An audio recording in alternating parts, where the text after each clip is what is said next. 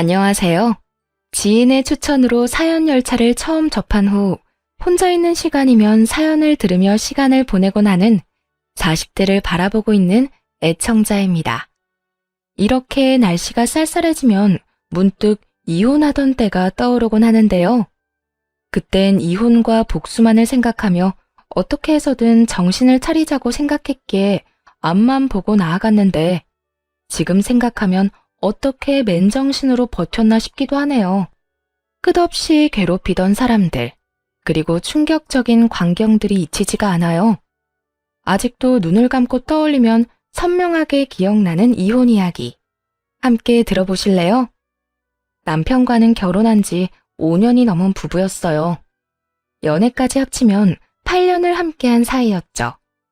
세월이 세월인 만큼 신혼 1년 정도를 제외하곤 과한 애정 표현이나 다정한 배려 같은 건 모르고 살았던 것 같아요.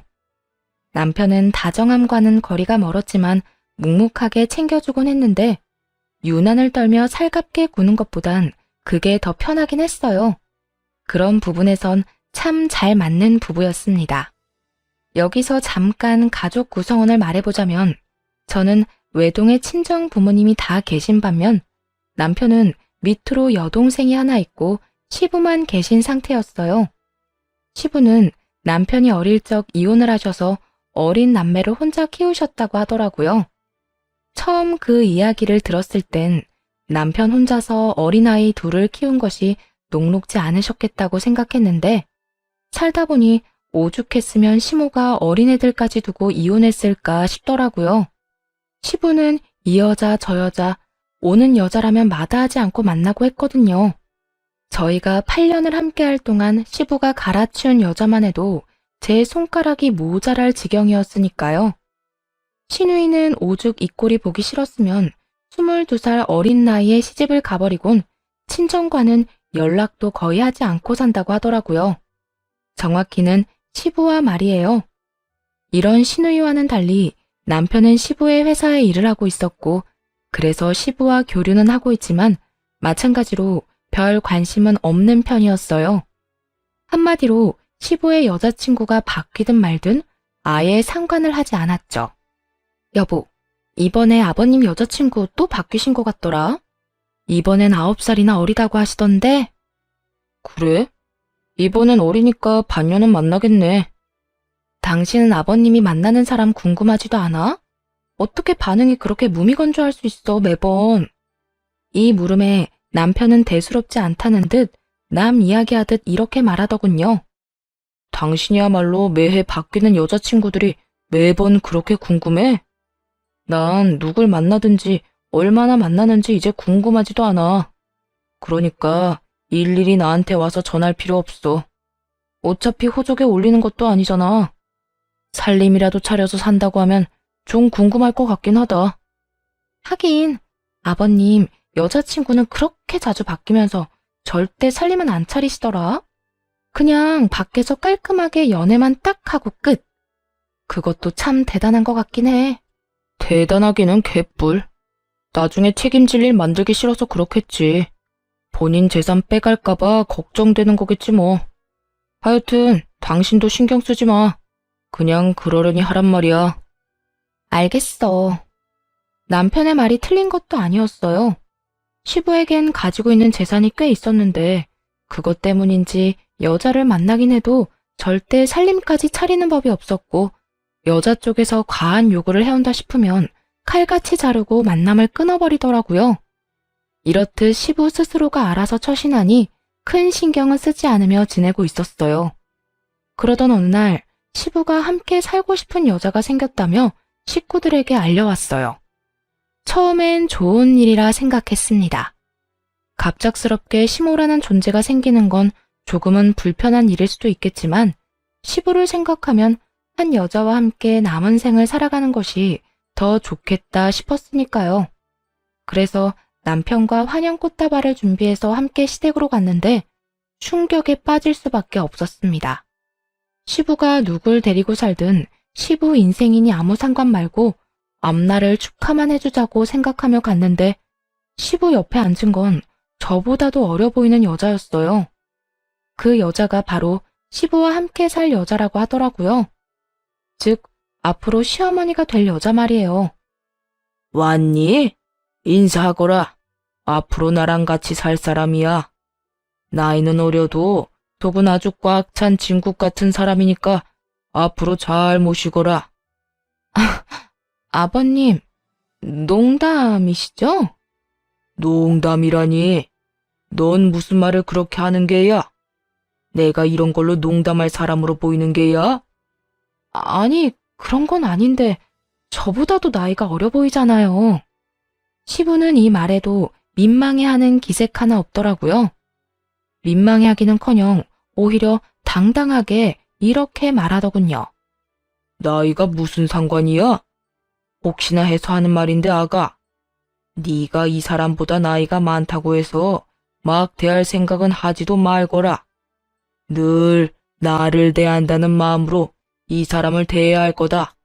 시부는 혹시나 제가 어린 시모에게 막대할까 싶었는지 당부의 말을 하는 것도 잊지 않더군요.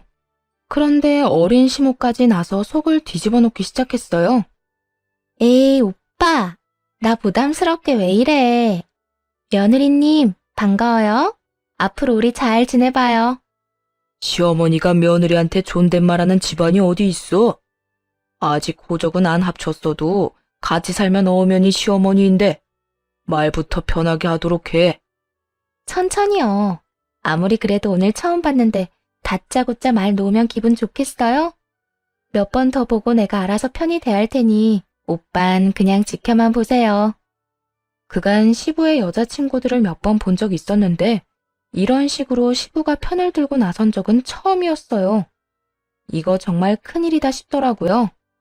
시부는 어린 시모에게 아주 푹 빠진 듯 했고 무어라 말을 해도 통하지 않을 것이 분명했죠. 시누이는 어린 시모를 보고 조금 놀란 듯 했지만 이내 체념한 듯 아무 말도 하지 않고 돌아가 버렸고 남편은 아예 관심도 없다는 듯 시부 쪽으론 보지도 않더라고요. 상황이 그렇게 되자 눈앞이 깜깜해진다는 말이 확 와닿더군요. 눈앞뿐만이 아니라 제 앞날도 캄캄해지고 있었고 말이에요. 어린 시모는 저희가 앞에 있는데도 불구하고 시부 옆에 딱 붙어 앉아 애교를 부리느라 정신이 없어 보였고 시부는 그런 시모에게서 눈을 떼지 못하더라고요. 아무리 사랑의 국경도 나이도 없다지만 젊은 여자애가 저런 할아버지에게 아양을 떠는 꼴이 곱게 보이진 않았어요. 그런데 오빠, 아니 여보, 안방 가구 좀 바꾸면 안 돼? 다른 건 몰라도 침대는 새 걸로 다시 바꾸고 싶은데. 꼭 비싼 건 아니어도 괜찮으니까 좀 바꿔요. 네? 뭘 그런 걸 묻고 그래? 바꾸고 싶은 건 다 바꿔도 되니까 알아서 해. 원래 살림은 안 사람이 알아서 다 하는 거야. 정말이요? 아, 좋아라. 그러면 주방의 식기도 좀 바꿔야겠다. 우리 언제 사러 갈까요? 여보, 언제 시간 돼요? 난 바빠서 안 되고 카드 줄 테니까 가서 사고 싶은 걸로 다 사와. 돈은 걱정하지 말고 말이야. 오빠 최고. 아니, 우리 여보 최고야. 고마워요. 집안에 들어온 첫날부터 저런 짓거리를 해대는데 속내가 훤히 보여 미간이 절로 찌푸려지는 그런 상황이었죠. 무슨 정신으로 시댁을 나와 집으로 돌아왔는지도 모르겠어요. 어느 순간 정신을 차려보니 거실 소파에 남편과 나란히 앉아있더라고요. 정신이 돌아와 남편을 붙잡고 대화를 시작했어요. 여보, 아버님 어떻게 할 거야? 아까 그 여자 그냥 둘 거야? 그러면 어떻게 해? 아버지가 데리고 살 거라는데. 지금 남 이야기하니? 어떻게 지금 이 상황에서 그렇게 태어날 수가 있어? 아까 그 여자 나보다 어린 여자야. 거기에다 아버님이랑 같이 살 거라고 하잖아. 당신은 그 젊은 여자가 우리 아버님이랑 살겠다고 저러는 속내를 모르겠어? 설마 정말 사랑한다고 생각하는 거 아니지? 진짜 사랑일지 아닐지는 지켜보면 알겠지. 지금 당신처럼 흥분한다고 해결되는 것도 없으니까 그냥 좀 지켜보자. 남편의 말이 틀렸다는 건 아니지만 지나치게 태연한 그 태도가 이해가 되지 않더라고요. 자칫 잘못하면 꽃뱀 같은 여자에게 시부가 크게 당할 수도 있는 상황인데 지켜보자는 말만 하고 있으니 답답하기도 했고요. 아, 진짜 난 이해가 안 된다. 물론 당신 말이 틀렸다는 건 아니야. 그래, 기다리다 보면 그 여자가 어떤 속셈으로 아버님 옆에 있는 건지 알 수 있겠지. 그런데 그 사이에 일이라도 벌어지면? 아까 호적 어쩌고 저쩌고 하는 이야기 못 들었어? 단순히 살림 차려서 사는 게 아니라 재혼까지 해버리면 그땐 진짜 큰일이라고. 큰일 날 건 또 뭐 있어. 그 여자랑 아버지랑 재혼하면 당신이랑 나는 발길 딱 끊고 살면 되지. 아, 회사에선 내쫓지 않을 거니까 그건 걱정하지 않아도 돼. 아버지가 다른 건 몰라도 일적으로는 나 믿는 편이라서 쉽게 자르진 않을 거야. 지금 내가 그런 걸 걱정하는 게 아니잖아. 아, 당신은 아직도 모르겠어? 우리 아버지가 내가 뭐라고 한다고 내 말을 들을 것 같아? 그럴 것 같으면 우리 엄마와도 그렇게 헤어지진 않았겠지. 내가 그렇게 엄마랑 같이 살게 해달라고 울고불고 하면 매달려도 눈도 하나 깜빡 안 한 사람이야. 난 아버지 재산이 다 날아가든 말든 상관없으니까 그냥 저렇게 살다 죽으라고 해. 끝까지 평온함을 유지하던 남편이 울분을 토해내더라고요. 시집을 오고 나서 시부의 행실로 봤을 때 시부의 이혼 사유가 외도이진 않을까 짐작은 했었지만 남편의 말을 듣고 나니 더욱 확신이 서며 아무 말도 할 수가 없었어요. 시부와 남편 사이의 감정이 골이 생각보다 깊다는 걸 알아버려 더는 무슨 말을 할 수가 없겠더라고요. 거기에다 재산을 뺏기든 말든 상관없다고 하는데 더 이상 무어라 말할 수 있겠어요? 그저 그 말도 안 되는 사랑이 진심이길 바라고 또 바랄 뿐이었죠. 그런데 일은 전혀 예상치 못한 곳에서 일어나기 시작했어요. 글쎄, 시부를 등에 업은 어린 시모가 시집살이를 시키기 시작하지 뭐예요?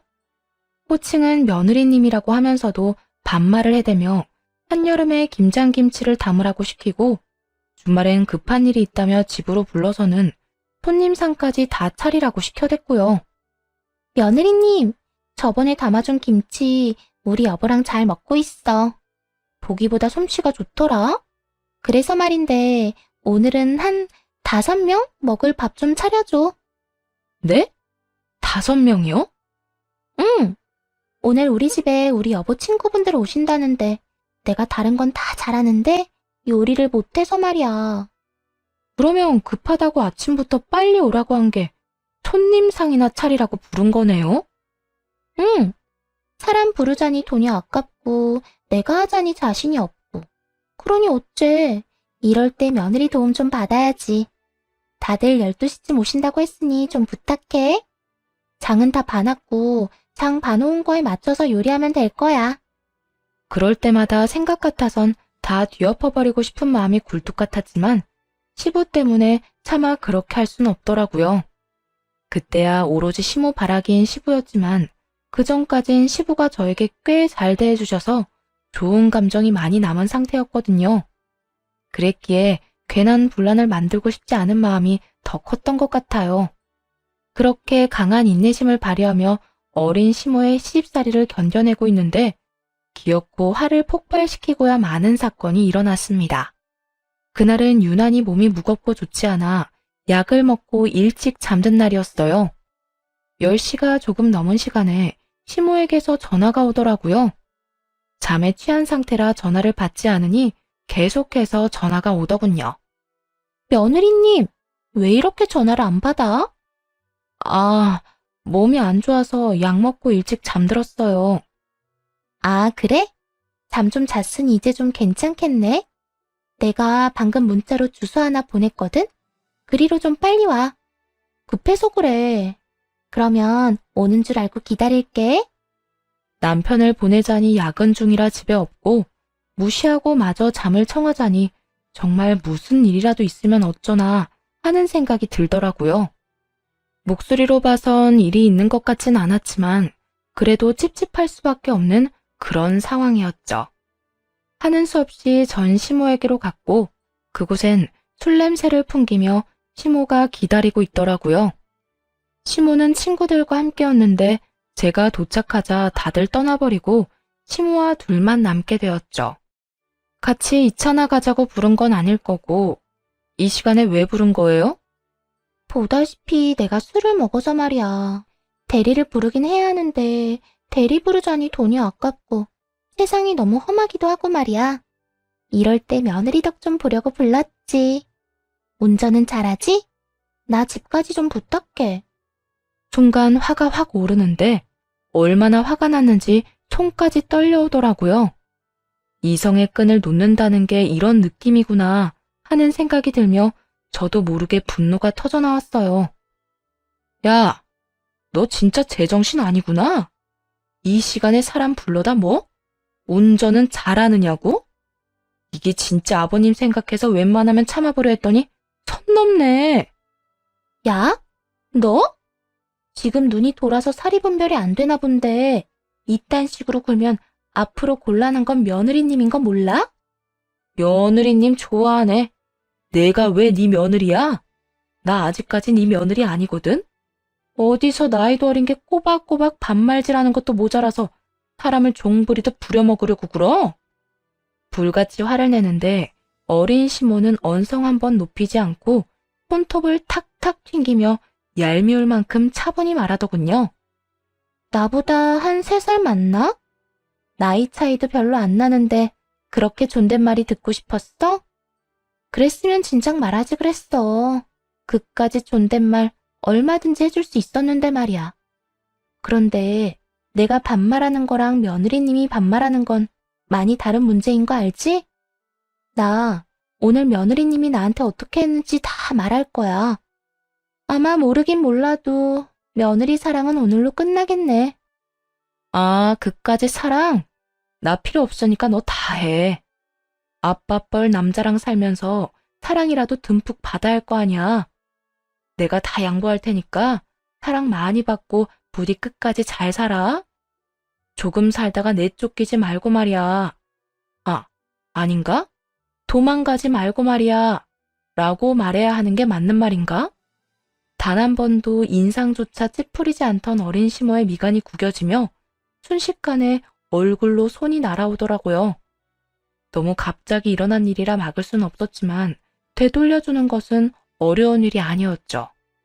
그렇게 사이좋게 뺨을 한 대씩 주고받은 저와 시모는 길거리에서 격하게 싸우기 시작했고 결국 주변 사람들이 나서 말려서 떨어지게 되었네요. 너 진짜 내가 가만히 안 둬? 내가 우리 여보한테 다 이럴 거라고. 일르라고. 너 하고 싶은 대로 다 해도 되는데 앞으로 나한테 이래라 저래라 하기만 해. 그 길고 고운 머리카락 다신 구경도 못하게 해줄 테니까. 그렇게 시모와 저는 각자의 집으로 돌아왔고 다음날 화가 난 시부에게서 당장 시댁으로 오라는 불호령이 떨어졌어요. 당연히 연락이 올 거라 생각하고 있어서 그런지 겁이 나지도 않더라고요. 오히려 이 일을 계기로 다신 시댁에 발걸음도 하지 않고 신경도 꺼버려야겠다는 다짐을 하게 되었죠. 남편과 함께 시댁으로 갔고 예상대로 어린 시모는 시부 옆에 딱 붙어 앉아 갖은 불쌍한 척은 다 하고 있더군요. 여보, 며느리님이 글쎄 날 이렇게 잡고 마구잡이로 흔드는데 나 진짜 무서웠다니까? 너, 이 말이 전부 사실인 거야?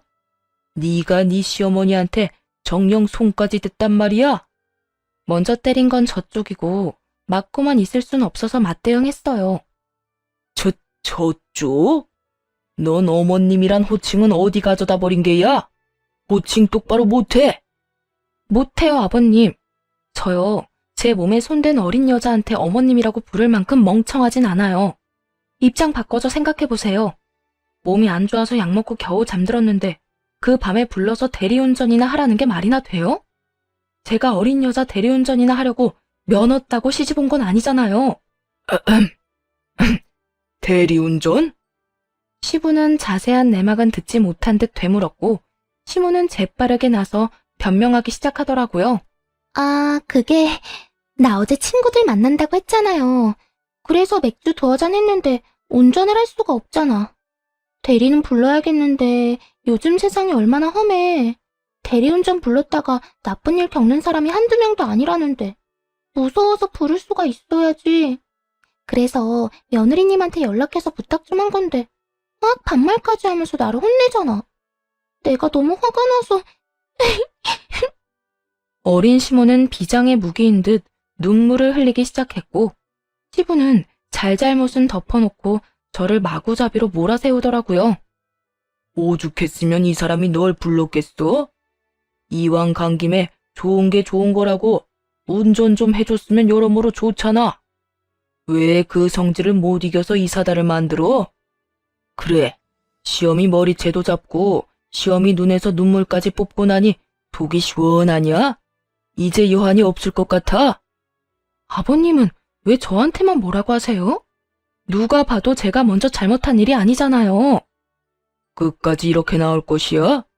얼른 미안하다고 잘못했다고 못 빌어. 네가 지금 사과하면 이 모든 게 진정한 가족이 되는 과정이라 생각하고 그냥 넘어가겠지만 끝까지 이따위로 나오면 네 앞으로 주려고 했던 재산은 없는 줄 알아. 그까짓 재산, 제 몫이 있다는 사실도 몰랐을 뿐더러 바란 적도 없었어요. 더욱이 저를 맘대로 조종하기 위해 물려주는 재산 같은 건 더욱 원하지도 않았고요. 전 절대로 사과 같은 건 안 합니다. 그러니까 저한테 그딴 거 바라지도 마세요. 뭐야? 너 계속 이럴 거야? 저는요, 아버님. 아버님이 좋아서 좋은 마음으로 대한 거지. 재산 탐내서 아버님께 잘했던 게 아니에요. 그러니까 그까짓 재산 안 주셔도 되니까 사과 같은 것도 바라지 마세요. 전 이만 가볼게요. 그대로 시댁을 나와버렸고 남편 역시 따라 나오더라고요. 집으로 돌아와 찬물 한 잔을 들이켜고 있으니 남편이 다가오더군요. 아무래도 상황이 상황인지라 위로라도 해주려고 따라온 줄 알았는데 남편의 입에선 전혀 예상치 못한 말이 나오더라고요. 당신이 이번엔 좀 너무했어. 아까 아버지 말대로 요즘 세상도 험한데 간 김에 집에는 좀 데려다주고 오지 그랬어. 뭐라고? 지금 그걸 말이라고 해, 당신? 급하게 오라고 해서 갔더니 대리비가 아까우니 운전이나 하라는데 당신 같으면 집에 데려다주고 싶겠어? 그래, 나도 화는 났겠지. 그래도 술 먹은 사람이랑 몸싸움이나 하고 게다가 그냥 두고 온 건 당신 생각이 좀 짧았다고 생각해. 막장 시댁이어도 참고 살았던 건 오로지 남편에 대한 사랑 때문이었는데 남편이 이딴 식으로 나오니 정말 참을 수가 없더라고요.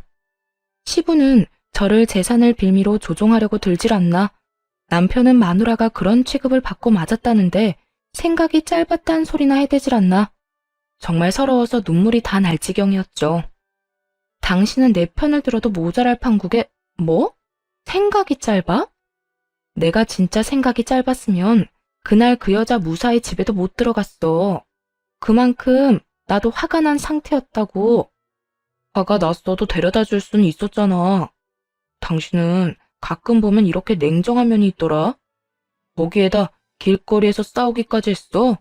참 대단하다 대단해. 아무리 그래도 예비 시어머님인데 어떻게 몸싸움까지 할 생각을 하냐? 한편으론 아버지가 저렇게 화내는 마음이 이해가 된다. 내가 오죽했으면 그렇게까지 했겠어? 그 여자가 먼저 내 얼굴에 손댔다고 했잖아. 잘못도 그 여자가 하고 싸움도 그 여자가 먼저 걸었는데 내가 참고만 있었어야 해? 난 당신이 아버님이랑 다르다고 생각했는데 이제 보니까 완전 판박이네. 진짜 정신 나간 짓 한 사람은 가만두고 엄한 사람 몰아세우는 거 보니까 말이야. 아까부터 엄청 억울한 척 하는데 처음 시작이 어떻게 됐든 당신도 그 여자랑 똑같이 군 건 사실이잖아. 그리고 엄연히 당신한텐 시어머니인데 반말이나 해대고 욕이나 하고 당신도 잘한 거 하나 없어. 시어머님 같은 소리 하네. 살림만 차렸지 아직 재혼한 것도 아닌데 무슨 시어머님이야? 그리고 그렇게 시어머님 타령하는 당신은 왜 그 여자한테 어머니라고 안 하는데? 당신도 속으론 가족으로 생각하지도 않으면서 나한테만 대우해주길 바라는 건 웃기다고 생각 안 해? 하여튼 난 잘못한 거 없으니까 너무했네 잘못했네 이딴 말이나 할 것 같으면 그냥 잠이나 자. 결국 싸움은 남편과 제 싸움으로 번져버렸어요. 믿었던 남편이 어린 시모 편만 들며 졌다는 소리를 하는데 이혼 생각이 절로 나더라고요. 그렇다고 해서 정말 이혼을 할 수도 없는 노릇이고 이대로 살기엔 남편에 대한 실망감이 너무나도 커져서 답답한 상황이 이어지고 있었죠. 그렇게 시간이 해결해 줄 수 없는 고민을 이어가던 어느 날, 친정엄마의 생신이 다가왔어요.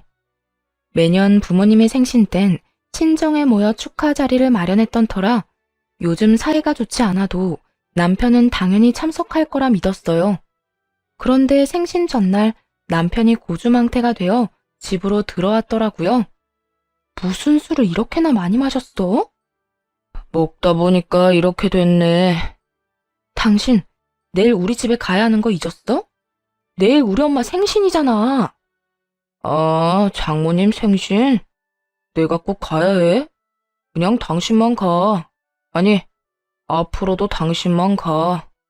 사실 나 생신 때마다 당신 집에 가는 거 불편하고 귀찮았어. 서로 부모님의 생신이나 행사를 챙기는 거 불편하고 귀찮을 수 있다고 생각합니다.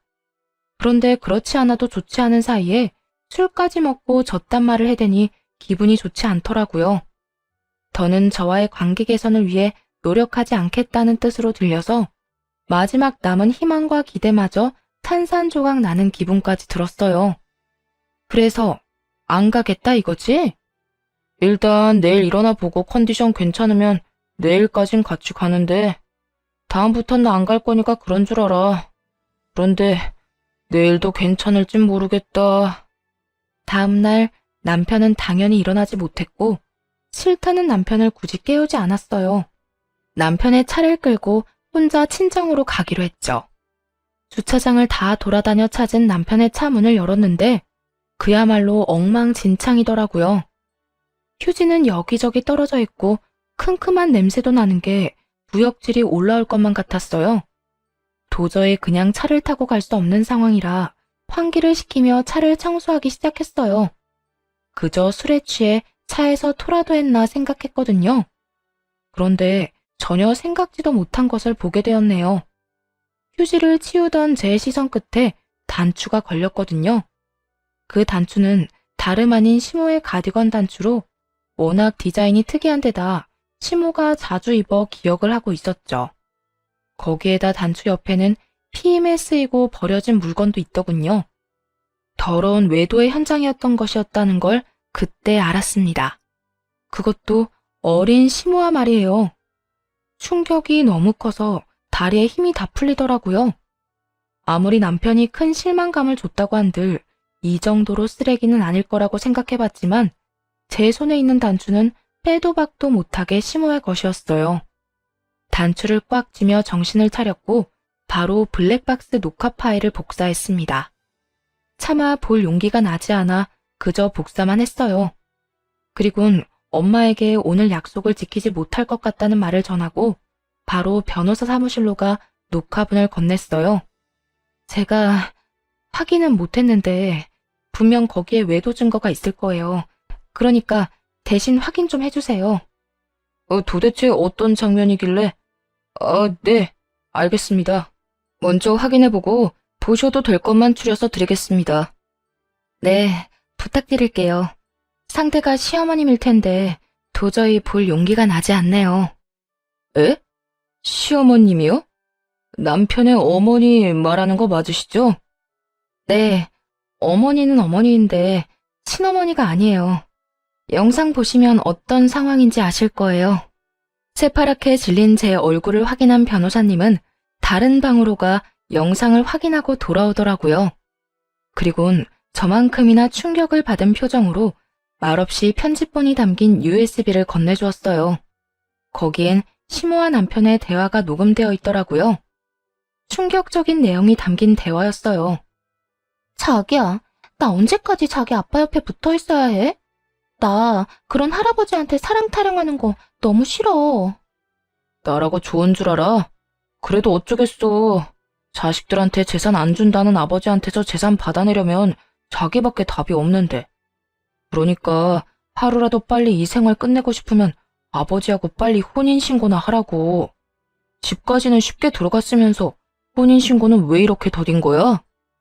그러게. 집에 들어갈 때만 해도 당장이라도 혼인신고할 것처럼 굴더니 내가 자기 와이프랑 싸우고 난 후부턴 혼인신고 말도 안 꺼내더라. 그땐 내 편 들면서 자기 와이프 혼내긴 했어도 내심 의심하고 있는 것 같기도 해. 아무래도 이혼을 서둘러야겠어.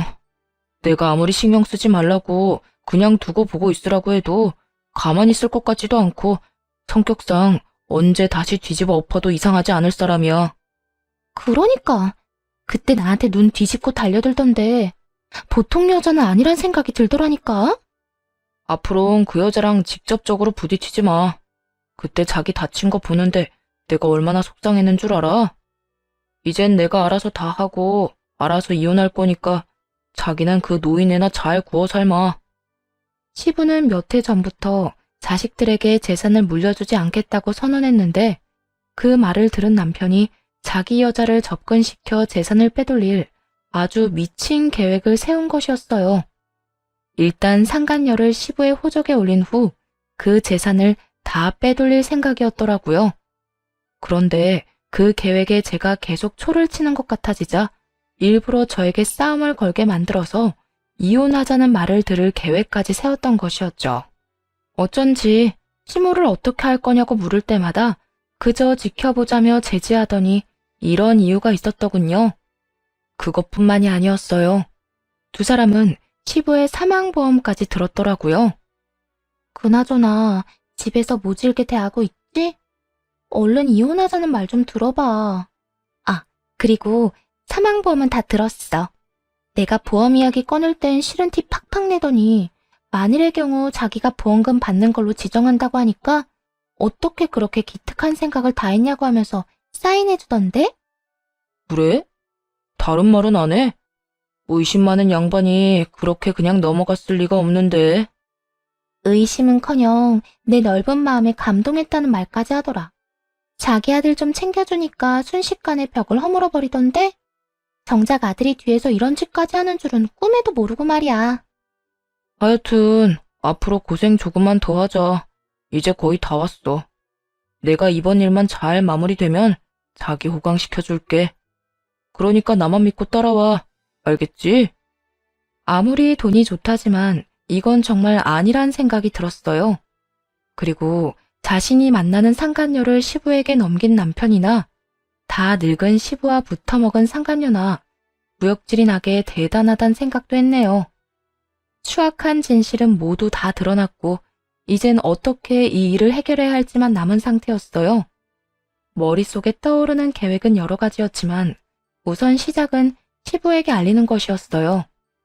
적당한 때를 만들기 위해 남편의 휴대전화를 살펴본 결과 둘은 상간녀가 운동을 다니는 월요일 점심시간에 미래를 즐기고 있더군요. 그래서 그에 맞춰 월요일에 시부를 찾아갔죠. 그리고는 일단 블랙박스 사본을 보여드렸고요. 사실 보여주기 전까지도 고민이 많았어요. 혹시나 영상을 보고 충격으로 쓰러지진 않을까 걱정이 될 수밖에 없는 상황이었으니까요. 하지만 이런 제 우려와는 달리 시부는 표정 변화 하나 없이 영상을 끝까지 다 보더라고요. 우선 고맙구나. 시부가 꺼낸 첫 마디는 고맙다였어요.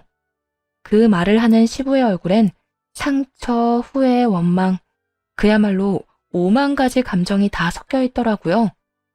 상간녀에게 속아 저에게 호통만 칠 땐 시부가 그저 미웠는데 또 이런 모습을 보니 안쓰러웠어요. 아니에요. 아버님, 괜찮으세요? 난 생각보다 괜찮구나. 네가 아니었다면 이 어린 여우와 파렴치한 아들한테 내 모든 걸 잃을 뻔했어. 아, 아니에요. 영상까지 보여드리는 것이 맞는 걸까 고민 많이 했는데 생각보다 괜찮으신 것 같아서 다행이에요. 영상을 보여주지 않았다면 난 널 믿지 않았을 게야. 아무리 요즘에 이상한 일이 아무렇지 않게 일어난다고 해도 내 아들이 이런 짓거리를 꾸미고 있을 거란 사실을 받아들이기란 여간 쉽지 않으니 말이다. 난 이런 것도 모르고 이 어린 것 빚 갚아주려고 건물까지 내놨는데 까딱했다간 어린 것들 손에 놀아날 뻔했어. 넌 도대체 언제 한 게야? 알게 된 지 얼마 안 됐어요. 차에서 외도 증거들을 발견했고 영상은 차마 볼 용기가 안 나서 바로 변호사 사무실로 가지고 갔거든요. 그래, 그것도 잘한 결정이다. 네 심성으론 견디기 힘들었을 게야. 어쨌든 이혼은 할 게지? 네, 참고 살 수위는 넘은 것 같아요. 외도도 외도지만 저 여자랑 꾸민 짓거리가 소름이 끼쳐서 더는 가족으로 엮어 살고 싶지 않아요. 그래, 네 뜻은 알겠다. 일단 이 빌어먹은 것들부터 부르자꾸나. 시부는 시종일관 차분한 모습을 유지하며 상간녀와 남편을 시댁으로 불렀어요. 그 모습을 보는데 더 무섭게 느껴지더라고요. 마치 폭풍전야를 보고 있는 기분이었어요. 얼마 지나지 않자 두 사람이 시간차를 두고 집으로 들어왔고 시부는 미리 싸두었던 상간녀의 짐을 건네주었어요. 여보, 이게 뭐예요? 웬 짐이에요? 보면 몰라? 자네 짐이잖아. 그 짐 챙겨서 당장 나가. 네? 나가라니요? 내가 뭐 잘못했어요? 잘못한 게 있으면 말해줘요. 나 다 고칠 수 있어요. 상간녀는 눈물까지 글썽이며 애원을 했지만 시부는 조금의 흔들림도 없이 상간녀를 그저 노려보았어요. 상황이 심상치 않자 남편이 나서기 시작했어요. 아버지, 무슨 일 있으세요? 언짢은 일 있으시면 말씀을 하셔야지 다짜고짜 나가라고 하면 상대방이 얼마나 당황스럽겠어요. 화 좀 가라앉히시고 차분히 말씀해 보세요. 도대체 무슨 일로 이렇게 화가 나셨는지 말이에요. 가만히 있으면 절반은 간다는데 남편은 눈치도 없이 기어코 말을 보태 시부의 화를 돋우고 있었어요. 넌 닥치지 못해? 감히 아비 등의 비속 꽂을 계획이나 세운 놈이 어디서 말을 섞으려 들어? 아무리 아비 재산이 탐이 났다고 해도 네가 만나는 더러운 여자까지 아비 옆에 붙이는 게 정상적인 인간이 할 짓이야? 그게 무슨 말씀이세요? 제가 무슨 아버지 등의 비수꽂을 계획을 세워요? 내가 모를 줄 알아? 너 저 여자랑 짜고 내 재산 빼돌릴 계획 세웠던 거. 아무리 돈이 욕심나도 그렇지 어떻게 네가 내 아들인데 나한테 이딴 짓까지 할 수가 있어? 네가 그러고도 사람 새끼가 맞는 게야? 아버지, 제 말 좀 들어보세요. 그게 아니라고요. 저 여자랑 저랑 원래 알던 사이는 맞는데 계획적으로 아버지 옆에 붙인 건 아니었어요. 저도 아버지가 같이 살 여자다 하면서 소개해줄 때 얼마나 당황했었는데요. 정말이에요. 남편의 말도 안 되는 헛소리가 시작되었고 이에 질세라 상간녀도 나서 남편의 말에 힘을 보태더라고요. 전혀 도움 따위가 될 리가 없었지만요. 맞아요. 사실 아드님이랑 아는 사이긴 했지만 여보랑 제 만남과는 전혀 상관이 없다고요. 그렇게 친한 관계도 아니었고 그냥 어쩌다 보니 이름하고 얼굴만 아는 그런 관계였다고요. 그냥 아는 관계? 아무래도 말로는 순순히 실토를 하지 않을 것 같으니 둘 다 이것부터 보고 다시 이야기해보자꾸나. 시부는 도저히 안 되겠다 싶었는지 블랙박스 녹화본을 두 사람에게 보여주더라고요. 차마 맨정신은 듣기 힘든 소리들이 울려 퍼지고 두 사람의 얼굴은 타색이 되어 갔습니다. 이래도 그냥 아는 사이라 우길 게야? 시부는 고함을 지르셨고 남편은 그 자리에서 얼어붙어 아무 말도 못하더군요. 상간녀도 별반 다르진 않았어요. 시부가 고함을 지르자마자 눈도 마주치지 못하고 있더군요. 시부는 다시금 상간녀를 보며 당장 나가라고 호통을 치기 시작했습니다. 다 보고 들었으면 더는 이 집에 있으면 안 될 거라는 걸 알 텐데 뭘 버티고 있는 게야? 얼른 나가지 못해? 상간녀는 코너에 몰리긴 했는지 바닥만 보던 고개를 들어 시부를 똑바로 보며 돈을 요구하더군요. 나가지 말라고 붙잡아도 나가줄 테니까 돈은 주세요. 돈? 지금 나한테 돈을 요구할 입장이라고 생각하는 거야? 돈 요구하는데 입장이 뭐가 필요해요? 급하면 달라고 할 수 있는 거지. 어차피 내 빚을 갚아주려고 건물 팔 계획이었던 거 다 알아요. 그간 나도 나이 많은 남자 비위 맞추느라 많이 힘들었거든요. 그동안 나 때문에 행복했으니 그 값으로 돈이라도 주세요. 돈 안 주면 난 못 나가요. 곱게 내보내줄 때 나가는 것이 신상에 좋다는 걸 상간녀는 전혀 모르는 듯 하더라고요. 그렇지 않고서야 그런 상황에 돈까지 요구할 리는 없었을 테니까요. 돈을 요구하는 상간녀의 목소리엔 당당함이 흘러넘쳤고 시부는 기가 막히는 상간녀의 행동에 오히려 침착함을 되찾는 듯 차분한 목소리로 말했습니다. 웬만하면 조용히 끝내고 싶어서 그냥 내보내주려고 했거늘. 어찌 저렇게도 멍청하게 구는 건지.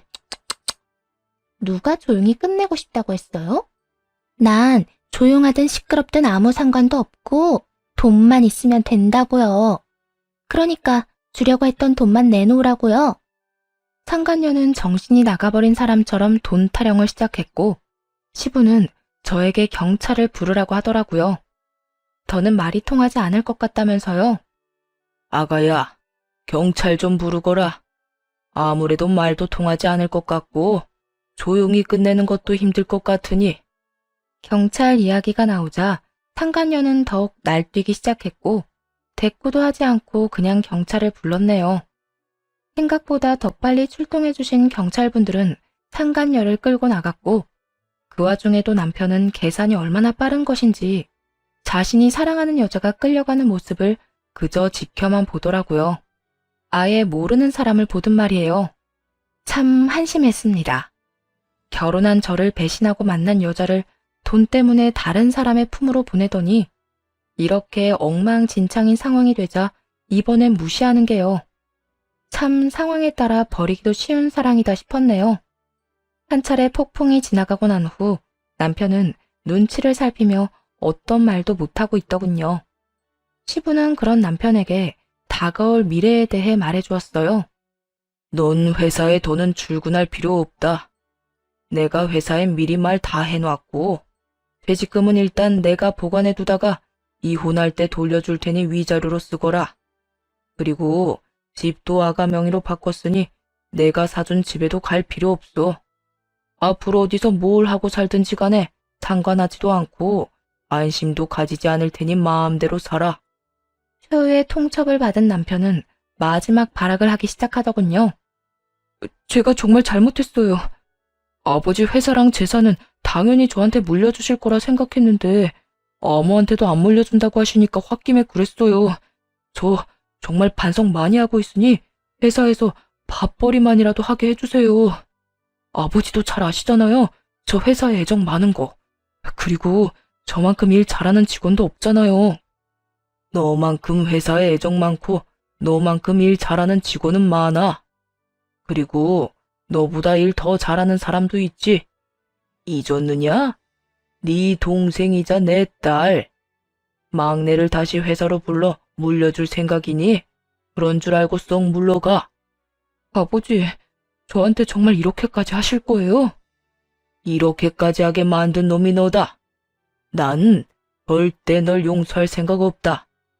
그까지 돈 때문에 이딴 극악무도한 짓거리를 벌이는 놈은 더는 내 자식으로 둘 생각도 없고 앞으로는 나한테 자식은 딸 하나뿐이다 생각하고 살 테니 너도 그런 줄 알고 다신 찾아오지 마라. 나 죽었다는 소식 들리더라도 장례식장에도 오지 말거라. 남편은 그렇게 시댁에서 쫓겨났고 저도 남편과의 이혼을 준비했어요. 회사에서도 잘리고 집도 제 명의가 되어 갈 곳도 없어진 남편은 상황이 급박하긴 했는지 저를 찾아와 무릎까지 꿇고 빌기 시작하더군요. 여보, 나 좀 용서해주면 안 될까? 나 진짜 많이 반성했어. 자고 일어나서도 당신 생각하면서 반성하고 잠들기 전에도 당신 생각하면서 미안하다고 생각해. 그래? 반성이란 단어조차도 모를 인간이라 생각했는데 그 정도는 아니라고 하니 다행이네. 그런데 어떻게 하지? 난 당신 같은 인간 용서할 생각은 추호도 없는데. 그러지 말고 나 좀 용서해줘. 나 요즘 너무 힘든데 당신이 없어서 더 힘들어. 이럴 때 당신이 내 옆에서 힘이 좀 되어주면 안 될까? 말 똑바로 해. 내 존재 자체가 당신한테 힘이 되는 게 아니라 내가 가진 것들이 힘이 되는 거겠지. 당신 지금 집도 없이 지낸다며? 돈도 땡전 한 푼 없는데 일도 못 구하고 있고 말이야.